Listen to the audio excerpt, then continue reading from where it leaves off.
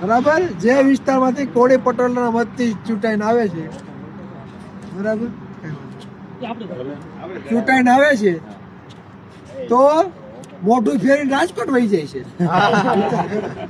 તો આપણા માટે આ સબકની વાત છે. એવા ગૃહમંત્રીને આપણે જરૂરી નથી ભાઈ.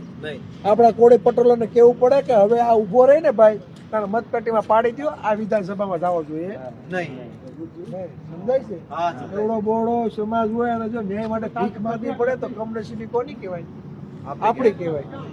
એટલે આપણે મતની તાકાત સમજવી પડે. આપણો મુખ્યમંત્રી હોય છતાં આપણી ભાગીદારી હોય ને તો કોઈના બાપની તેવો નથી તમને કોઈ ધોકો મારી જોઈએ નહીં.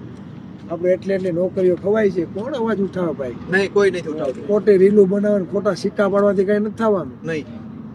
સમાજ માટે તાણીથી અવાજ ઉઠાવવો પડે.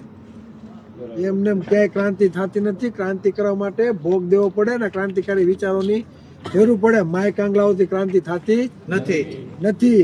આંદોલન કરવાની જરૂર નથી. આંદોલન કરશો ને તો પાડી દે 300 હાથમાં. તમને તમને છે એવું કહું.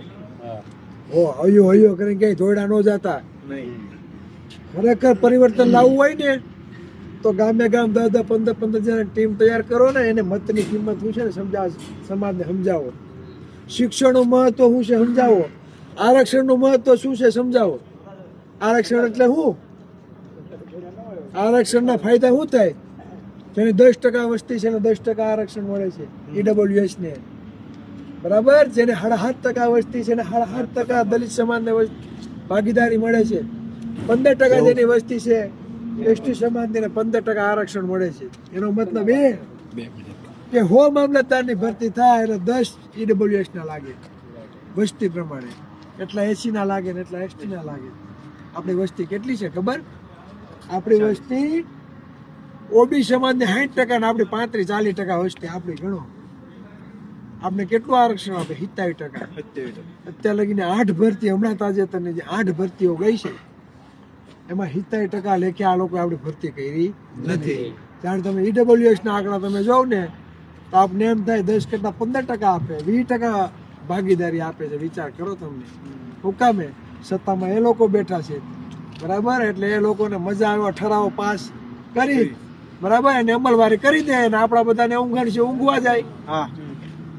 મારા જેવો બોલે તો કે તમે રહેવા દો, બોલો માં, બરાબર. એને બોલવાનું કે તો કે પ્રોટોકોલ ના કે નડે તો તમારા પ્રોટોકોલ વાળા સમાજની પથારી ફરી ગઈ એનું શું કરવાનું ભાઈ?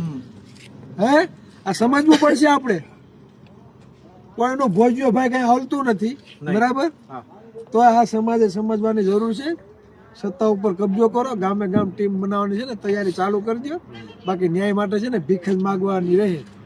આપણે એવું વિચારીએ કે ભાઈ આ ભાઈના ભાણામાં માખી પડી છે મારે ક્યાં ઉડાડવી, પણ એ માખી ઉઠી મારા ભાણામાં આવીને પડી જાય એટલે પેલા આપણે એની ઉડાડવી પડે.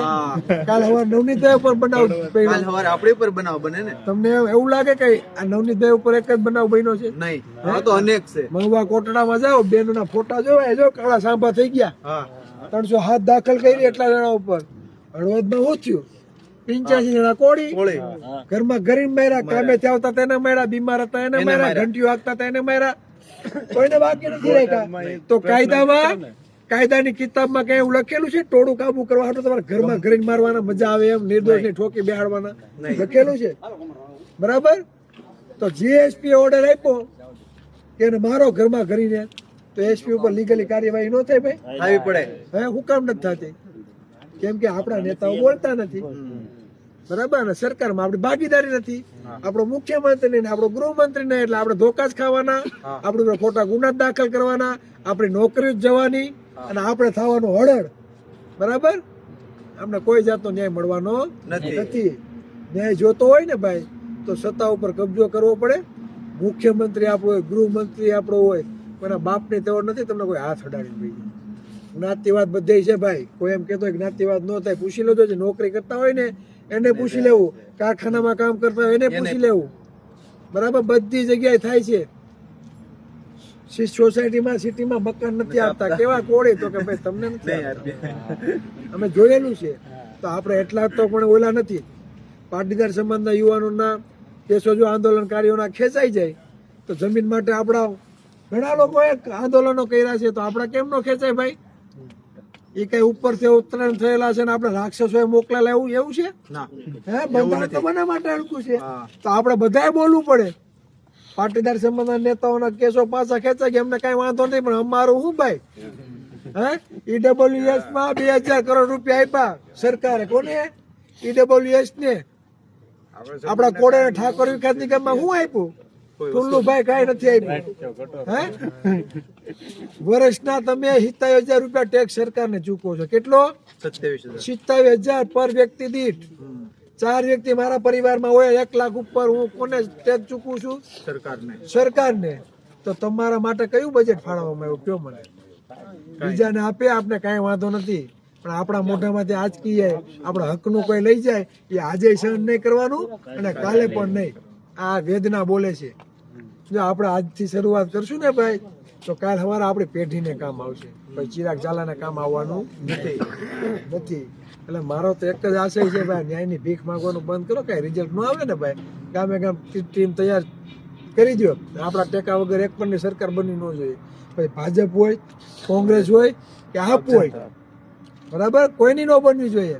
આપણે સમાનતામાં માનવાવાળા છે, આપણે બંધારણમાં માનવાવાળા છે, તો દરેક સમાજ આપણે સાથ આપશે. જેની જેટલી વસ્તી એટલે એની ભાગીદારી, બરાબર. જેની 2% વસ્તી 2% ભાગીદારી લઈ જાય આપણે કાંઈ વાંધો નથી, પણ 2% વાળા જયારે 25% ભાગીદારી લઈ જાય તો પેટમાં ન ભરે ભાઈ. જેના મત નથી મુખ્યમંત્રી બનીને બેઠા બેહી જાય તો તકલીફ ન થાય? જેના મત નથી ગૃહમંત્રી બની જાય અને આપણો સમાજ જાય અને મોઢું ફેરીને વહી જાય તો તકલીફ ન થાય? થાય કે ન થાય? તો આ વેદના મને એકને નહીં આખા સમાજને હોવી જોઈએ. એટલે આંદોલન કરવાનું કાંઈ નથી. કોઈ એમ કે આંદોલન ક્યાંય નથી જવાનું. એના કરતા ગામમાં 200 ઘર તમારા હોય ને, બરાબર, આપણે શરૂઆત કરશું. પેમ્પલેટ છપાવવાનું, ઘરે ઘરે આપો. એટલી નોકરી આ લોકો ખાઈ જાય છે. પોલિટિક પાવર આપણો સમાજ છે ને ભાઈ વાસ્તવિક રીતે જાગૃત નથી થયો.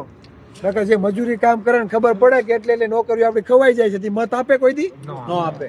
પણ જાગૃત એને ખબર જ નથી ભાઈ કે ખરેખર આ હું હાલી રહ્યું છે.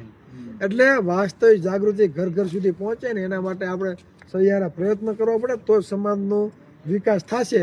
બાકી આજે નવનીતભાઈ પાસે થયું થોડાક હા હો હે કરીને પાછો મુદ્દો ભૂલાઈ જાય. જેમ કોટલાનો ભૂલાઈ ગયો, હળવદનો ભૂલાઈ ગયો, જેમ વિસ્યાનો ભૂલાઈ ગયો, જેમ પીછવીનો ભૂલાઈ ગયો, એમ ન્યાય નહીં મળે તો આ હોત ને ભૂલી જાય.